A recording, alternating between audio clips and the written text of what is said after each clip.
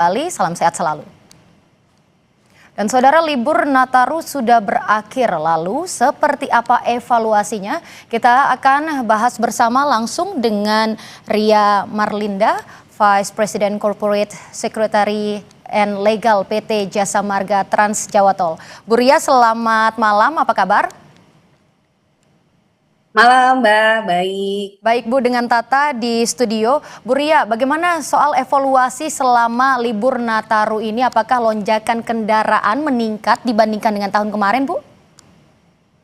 Ya, jadi bisa disampaikan memang kita sudah melihat beberapa titik puncak ya. Kemarin kan kita di tanggal 28 Desember tuh ada kenaikan atau lonjakan volume lali mencapai 46% dari normal. Nah, itu merupakan kenaikan yang cukup tinggi dibandingkan dengan tahun lalu, gitu ada kenaikan sebesar 3%. Dan memang lonjakan ini sudah diantisipasi oleh kami, Jasa Marga Group melalui Jasa Marga Trans Jawa Tol di barier Cikampek Utama. Jadi gerbang tol pertama yang menerima volume kendaraan dari timur Trans Jawa menuju Jakarta itu ketemunya di Cikampek Utama, dan di situ kami sudah sampai mengoperasikan sampai dengan 22 gardu yang melayani kendaraan dari arah timur Trans Jawa, dari arah barat Trans Jawa menuju timur Trans Jawa. Jadi memang sudah dioptimalkan di saat-saat puncak, gitu Mbak. Baik Bu, dan malam ini kan diperkirakan kalau misalnya akan terjadi puncak arus balik. Apakah masih akan ada kendaraan yang terus melaju sampai nanti mungkin kira-kira jam berapa titik puncaknya Bu pada malam hari ini?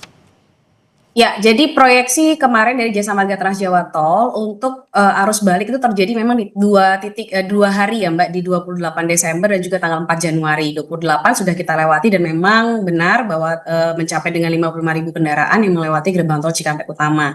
Dan tanggal 4 Januari ini kami memproyeksikan sebesar 50.000 kendaraan yang akan melewati gerbang tol Cikampek Utama mengarah ke Jakarta, dan sampai dengan shift 2 sampai dengan jam 10 ya, dari jam 6 pagi sampai jam 10 malam malam ini itu sudah 32.332 kendaraan yang melewati atau sudah mencapai 49%, 50% dari normal.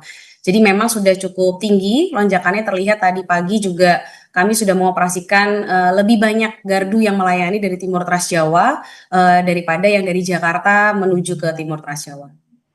Baik, bukan terjadi juga lonjakan kemarin tanggal 28 Desember. Kalau misalnya nanti akan ada lagi penumpukan kendaraan, bagaimana Bu antisipasinya? Apakah yang sebelumnya dilakukan di tanggal 28 itu sudah cukup efektif dan akan diterapkan lagi nanti? Ya, betul. Jadi memang ada beberapa antisipasi yang sudah dipersiapkan oleh kami gitu ya, seperti gardu reversibel yang kami persiapkan untuk optimal bekerja 100%, MR juga yang akan jemput transaksi kalau memang dibutuhkan ketika antriannya cukup panjang. Dan yang untuk pastinya kami butuh kolaborasi kerjasama dari pihak kepolisian adalah penerapan rekayasa lalu lintas seperti kontraflow gitu ya, yang sudah dilakukan sebelumnya, namun memang sampai dengan jam saat ini jam 22.49 kami belum melihat parameter atas dilakukannya rekayasa lalu lintas, dan juga diskresi dari kepolisian juga belum keluar, sehingga saat ini optimalisasi yang dilakukan oleh kami adalah petugas di lapangan serta gardu yang kami buka optimal menerima lalin dari timur Trans Jawa. Oke, baik. Berarti apa parameternya Bu sehingga rekayasa lalu lintas seperti yang Anda katakan tadi bisa diberlakukan? Ya, kalau kemarin kita melihat pada saat puncak memang terjadi kontraflow itu kan di titik-titik kepadatan yang memasuki Jakarta Cikampek ya. Jadi di kilometer 66 karena ada pertemuan dari Bandung gitu ya, orang mengarah dari Bandung mengarah ke Jakarta dan juga dari Jawa mengarah ke Jakarta, dan pada saat itu pun kami lakukan kontraflow karena titik di kilometer 60 sudah mencapai 5.000 per jam. Itu sudah merupakan titik padat untuk dilalu lintas di Jakarta Cikampek sehingga perlu kontraflow. Namun pada saat ini kami cuma melihat 3.000 per jam, itu konstan dan juga masih kami pantau terus sampai dengan nanti selesainya shift 3 nanti ya di jam 5 pagi. Oke, lalu sejauh apa Bu efektivitasnya diberlakukannya penerapan rekayasa lalu lintas ini seperti one way atau kontraflow seperti itu?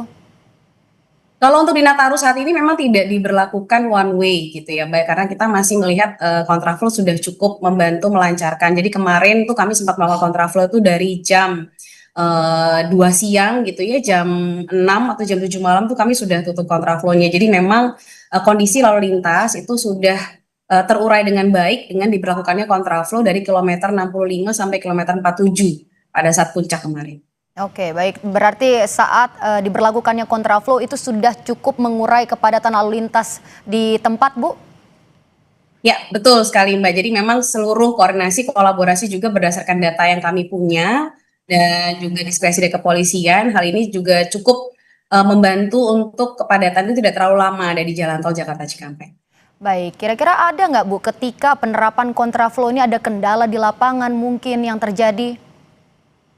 Ya, kemarin memang kita tahu sendiri yo pada saat kita melakukan arus balik, arus mudik ini di masa Nataru adalah cuaca ya. Jadi memang cuacanya cukup menantang kemarin karena hujan juga dan intensitasnya cukup tinggi. Namun memang petugas sudah mempersiapkan semuanya sehingga penerapan kontraflow tetap dapat dilakukan. Dan yang kedua, kami juga mengantisipasi hal-hal seperti informasi yang harus kami sampaikan kepada pengguna jalan. Jadi melalui titik mana saja mereka bisa mengikuti kontraflow atau di titik mana saja yang mereka ingin berjalan normal karena mungkin area yang mereka tuju itu tidak perlu melewati kontraflow.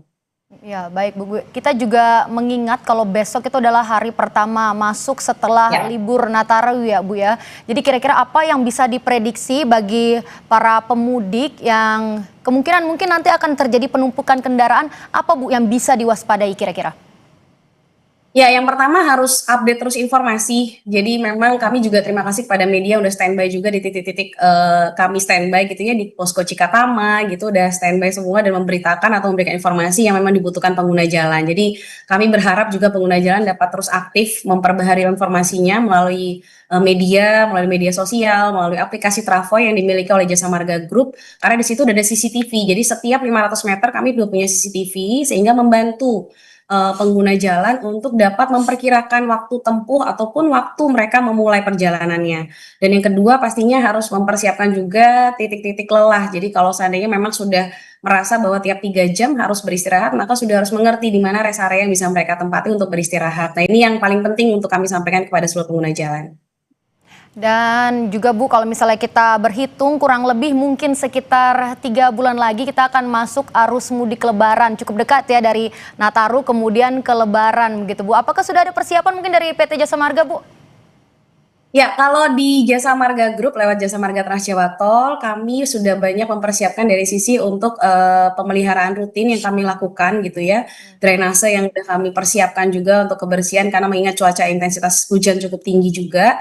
Dan juga kami sama seperti tahun lalu kami juga sudah mempunyai Cikatama 8 yaitu gerbang yang kami miliki saat ini untuk menampung arus balik dari arah Jawa menuju Jakarta karena memang penumpukan barier terakhir kan ada di Cikampek Utama dan juga yang pasti kolaborasi kerjasama dengan pihak kepolisian dari Kementerian Perhubungan juga untuk terus melakukan evaluasi sehingga kami dapat membuat prediksi atau proyeksi terhadap kenaikan lalin dan juga optimalisasi atas seluruh layanan yang kami miliki. Baik, Bu Ria, yang juga perlu diwaspadai oleh para pemudik selain daerah titik-titik rawan penumpukan kendaraan, kemudian juga ada titik-titik rawan kecelakaan. Bisa dijelaskan kepada kami, Bu, titik-titik mana saja yang mungkin harus diwaspadai bagi para pemudik yang akan melintas di beberapa ruas jalan? Ya, sebenarnya kalau untuk menyebutkan titik-titiknya, mungkin kita harus melihat dulu bagaimana titik lelah dari para pengemudi sehingga kami terus menghimbau setiap 3 jam gitu ya, 2 sampai 3 jam itu harus beristirahat. Dan yang kedua juga kami melihat bahwa tingkat kecelakaan tuh dipengaruhi oleh kesiapan pengemudinya juga. Jadi ketika sudah lelah sebaiknya memang harus beristirahat. Dan yang kedua kendaraan. Jadi optimalisasi terhadap persiapan itu tidak hanya di diri, tapi juga di kendaraan yang dimiliki atau yang dipakai dalam melakukan perjalanan di Trans Jawa Tol. Jadi kami sudah mempersiapkan berbagai layanan di rest area juga, termasuk juga pemeriksaan ban gitu ya, terus juga ada bengkel yang disiapkan, bengkel kecil disiapkan, dan juga untuk pengisian BBM juga untuk di MBZ sudah ada motoris. Jadi memang semuanya sudah kami optimalkan dan kami harap ada kolaborasi dan kerjasama dari seluruh pengguna jalan di Trans Jawa Tol.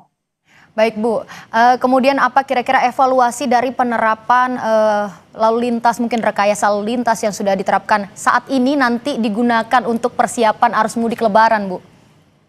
Ya, jadi kalau di ruas Jakarta Cikampek contohnya gitu, kami ada titik-titik yang memang kami siapkan untuk arah masuk kontraflow atau keluar kontraflow. Seperti di kilometer 70, gitu ya, tidak jauh dari gerbang tol Cikampek Utama, kilometer 65, kilometer 55 dan kilometer 47. Jadi titik-titik ini merupakan titik-titik start dan on off ramp kita sebutnya ya. Jadi mulai dan berakhirnya kontraflow. Selanjutnya yang kedua, biasanya kalau selain dengan rekayasa lalu lintas kontraflow, melihat parameter juga dan diskresi dari kepolisian, kami juga biasanya akan melakukan one way. Seperti di tahun kemarin pada saat Lebaran juga dilakukan one way, dan memang one way ini dilakukan secara nasional, nantinya dimulai dari kilometer 70 sampai dengan 414 itu jika dibutuhkan dan memang ada diskresi dari kepolisian. Baik, terima kasih Bu Ria Marlinda, Vice President Corporate Secretary and Legal PT Jasa Marga. Salam sehat selalu Ibu.